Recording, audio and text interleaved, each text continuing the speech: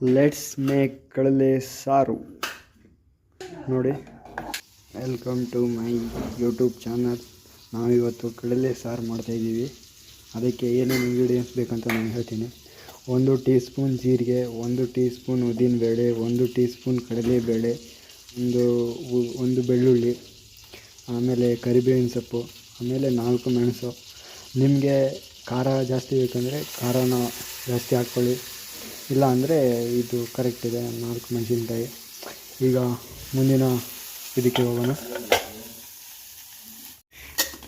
ಈಗ ನಾವು ಕಡಲೆಯನ್ನು ಹುರಿತಾಯಿದ್ದೀವಿ. ಇದನ್ನು ಬೆಣ್ಣೆಯಲ್ಲಿ ಹುರ್ಕೊಳ್ರಿ. ಸ್ವಲ್ಪ ಅರಿಶಿನ ಹಾಕಿ ನೀಟಾಗಿ ಹುರ್ಕೊಳ್ರಿ. ಆಮೇಲೆ ಸಾಸಿವೆ ಹಾಕ್ಕೊಳ್ರಿ. ಇದು ಒಗ್ಗರಣೆಗೆ ಬೇಕಾಗಿರೋ ಐಟಮ್ಗಳಿವು.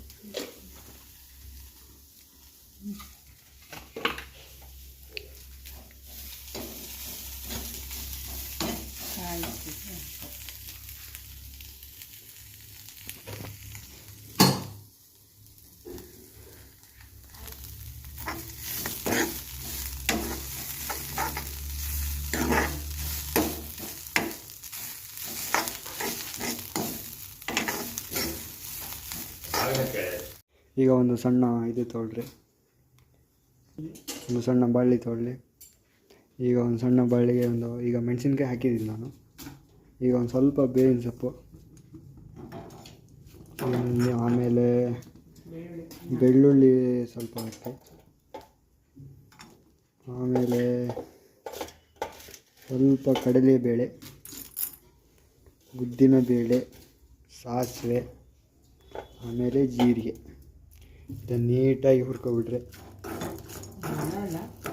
ಸ್ವಲ್ಪ ಎಲ್ಲದನ್ನೂ ಈಗ ನಾನು ಏನು ಹೇಳಿದ್ನಲ್ಲ ಅದನ್ನು ಸ್ವಲ್ಪ ಹಾಕ್ಕೊಳ್ಳಿ.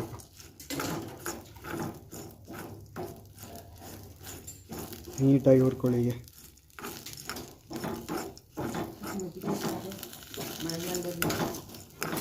ಆಮೇಲೆ ಇದನ್ನು ಡೈಲಿ ತಿನ್ನೋಕ್ಕೆ ಬರೋಲ್ಲ. ಇದು ವರ್ಷದಲ್ಲಿ 1-2-3 ಟೈಮ್ ತಿನ್ಬೋದಷ್ಟೇ. ಇದು ಡೈಲಿ ಯಾಕೆ ತಿನ್ನೋಕ್ಕೆ ಬರೋಲ್ಲ ಅಂದರೆ ಇದು ಸ್ವಲ್ಪ ಹೀಟ್ ಕಡಲೆ ಅಂದರೆ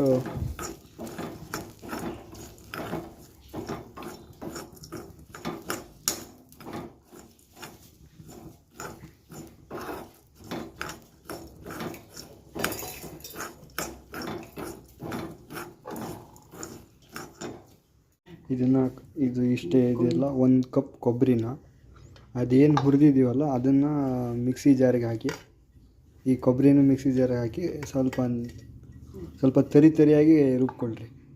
ಭಾಳ ಪೇಸ್ಟ್ ಅಲ್ಲ, ಸ್ವಲ್ಪ ತರಿಯಾಗಿ ರುಬ್ಕೊಳ್ರಿ.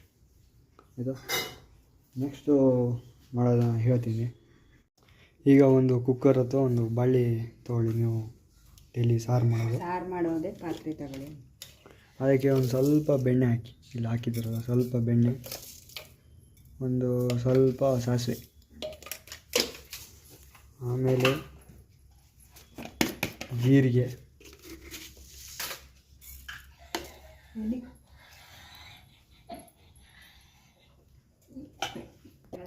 ಒಂದು ಸ್ವಲ್ಪ ಇದು ಬೇವಿನ ಸೊಪ್ಪು ಹಾಕಿ, ಹುರಿದಿಟ್ಟಿದ್ವಲ್ಲ ಕಡಲೆನ ಹಾಕಿ,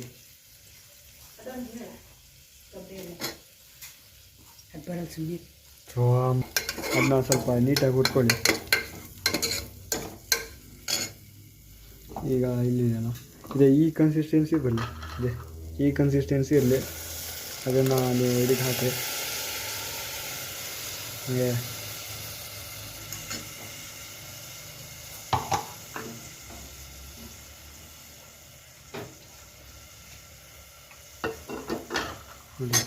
ನೀಟಾಗಿ ಇಟ್ಕೊಳ್ಳಿ.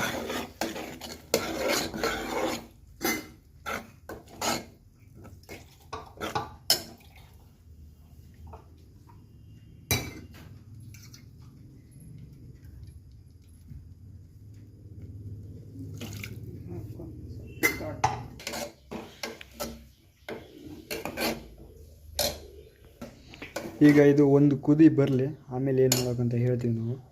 ಈಗ ಒಂದು ಕುದಿ ಬರ್ತಾ ಇದೆ.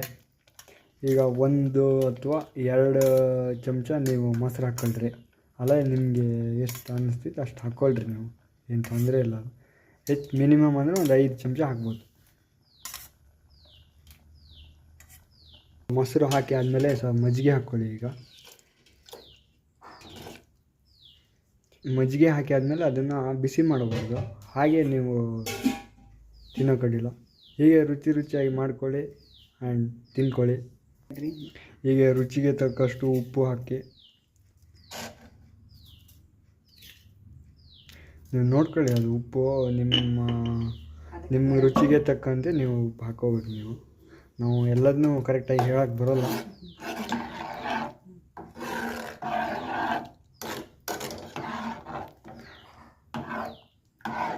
ಈಗ ಇದನ್ನ ಒಂದು 2 ರಿಂದ 3 ನಿಮಿಷ ಬಿಸಿ ಮಾಡ್ಕೊಬಿಡಿ. ಇದನ್ನ ಅಲ್ಲಿಗೆ ನಿಮ್ಮ ಕಳಲೆ ಮಜ್ಜಿಗೆ ಸಾರು ರೆಡಿಯಾಗಿದೆ.